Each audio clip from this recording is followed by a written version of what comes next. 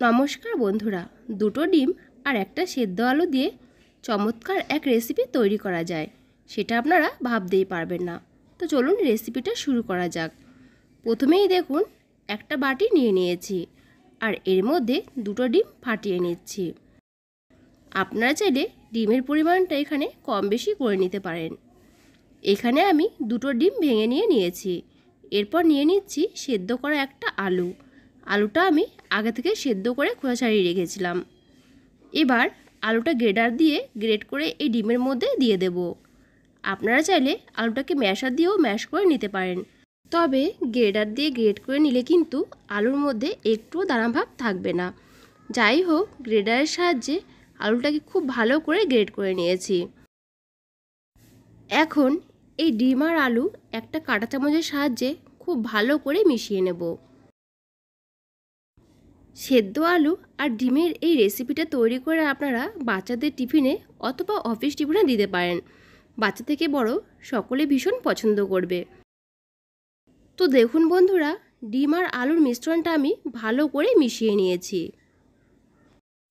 এবার এর মধ্যে আমি দিয়ে দেব কুচিয়ে রাখা পেঁয়াজ,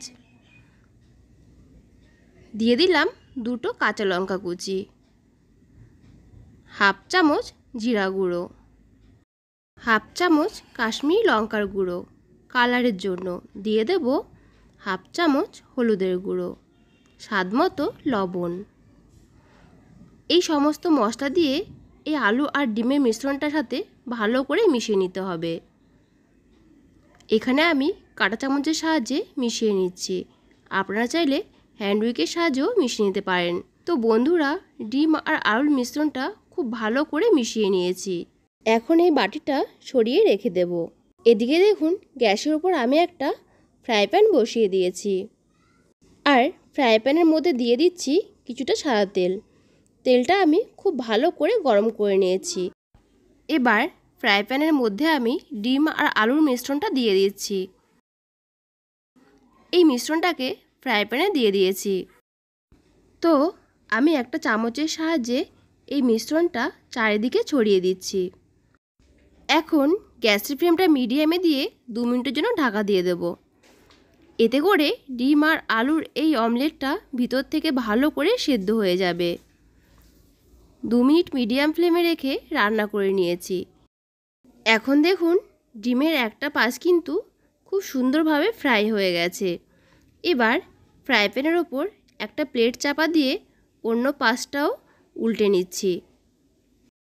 ডিমের উল্টো পাশটা খুব সাবধানে উল্টে নিতে হবে। ডিমের অন্য পাশটাও ঢাকা দিয়ে মিডিয়াম ফ্লেমে 2 মিনিট রান্না করে নেব।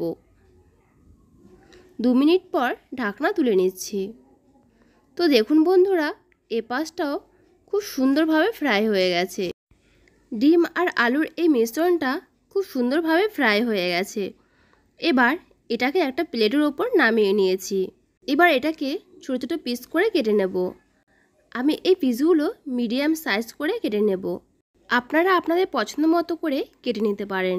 তো বন্ধুরা, আজ আমার এই রেসিপিটা দেখতে যদি নতুন কোনো বন্ধু এসে থাকেন, তাহলে আমার এই চ্যানেলটি সাবস্ক্রাইব করে বেল বাটন অন করে রাখবেন, যাতে আমি ভিডিও আপলোড করা মাত্রই আপনার কাছে পৌঁছে যায়। দেখুন বন্ধুরা, আমি এই রকম মিডিয়াম সাইজ করে কেটে নিয়েছি। এখন এই অমলেটগুলোকে একটা প্লেটের মধ্যে তুলে নেব। এদিকে ওভেনে একটা ফ্রাই প্যান বসিয়ে তাতে দিয়ে দিচ্ছি 2 চামচের মতো সর্ষের তেল। আমি এই রান্নাটা সর্ষের তেল দিয়ে করছি। আপনারা চাইলে সাদা তেল দিয়েও করতে পারেন। তেলটা গরম হয়ে গেলে দিয়ে দিলাম কিছুটা গোটা সাদা জিরে। জিরেটা ভাজা হয়ে গেলে দিয়ে দিলাম মিডিয়াম সাইজের একটা পেঁয়াজ কুচি। পেঁয়াজটাকে হালকা করে একটু ভেজে নিতে হবে। দেখুন বন্ধুরা, পেঁয়াজটা আমি হালকা করে ভেজে নিয়েছি। এবার এর মধ্যে দিয়ে দেব ছোটো ছোটো করে কেটে রাখা টমেটো, আর দিয়ে দেবো 3টে কাঁচা লঙ্কা কুচি। টমেটো আর কাঁচা লঙ্কা কুচি দিয়ে আবারও কিছুক্ষণ ভেজে নেব, যতক্ষণ না টমেটোগুলো নরম সফট হয়ে আসছে। গ্যাসের ফ্লেমটা মিডিয়াম টু লোতে রেখে এ কাজটি করতে হবে। দেখুন বন্ধুরা, টমেটোগুলো অনেকটাই নরম হয়ে গেছে। টমেটো আর পেঁয়াজটা ভাজা হয়ে গেলে দিয়ে দেব 1 চামচ আদা রসুন বাটা। আদা রসুন দিয়ে আরও কিছুক্ষণ কষিয়ে নেব। কষানো হয়ে গেলে এর মধ্যে কিছু শুকনো উপকরণ অ্যাড করব। প্রথমেই দিয়ে দেব স্বাদমতো লবণ, দিয়ে দেব জিরা গুঁড়ো, দেব কাশ্মীরি লঙ্কার গুঁড়ো সুন্দর কালারের জন্য, দিয়ে দেব ধনে গুঁড়ো আর দিয়ে দেব হলুদের গুঁড়ো। যেহেতু গুঁড়ো মশলা ব্যবহার করছি সেই জন্য এর মধ্যে দিয়ে দিলাম কিছুটা জল। গুঁড়ো মশলা দিয়ে আরও কিছুক্ষণ কষিয়ে নিতে হবে যতক্ষণ না মশলা থেকে তেল ছেড়ে আসছে। তো এরকম আমি 2 মিনিটের মতো কষিয়ে নিয়েছি। আর দেখুন বন্ধুরা, মশলা থেকে তেল ছাড়ছে। তো মশলাগুলো আমার সুন্দরভাবে কষানো হয়ে গেছে। এর থেকে আর বেশি কষানোর কোনো দরকার নেই। সমস্ত মশলাগুলো আমি সুন্দর করে কষিয়ে নিয়েছি। আর এর মধ্যে দিয়ে দিচ্ছি জল। আপনারা আপনাদের পছন্দ মতো জল কম বেশি করে নেবেন। জল দিয়ে আবারও মিশিয়ে নিয়েছি। এবার এটাকে 2 মিনিটের জন্য ঢাকা দিয়ে জাল করে নেব। 2 মিনিট পর ঢাকনা তুলে নিচ্ছি।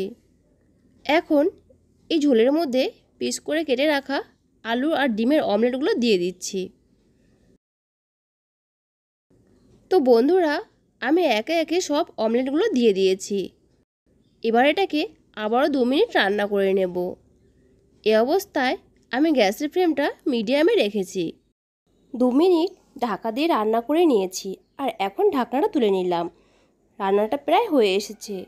এখন এর মধ্যে দিয়ে দিচ্ছি গরম মশলা গুঁড়ো। গরম মশলা গুঁড়ো দিয়ে খুব ভালো করে মিশিয়ে নেব।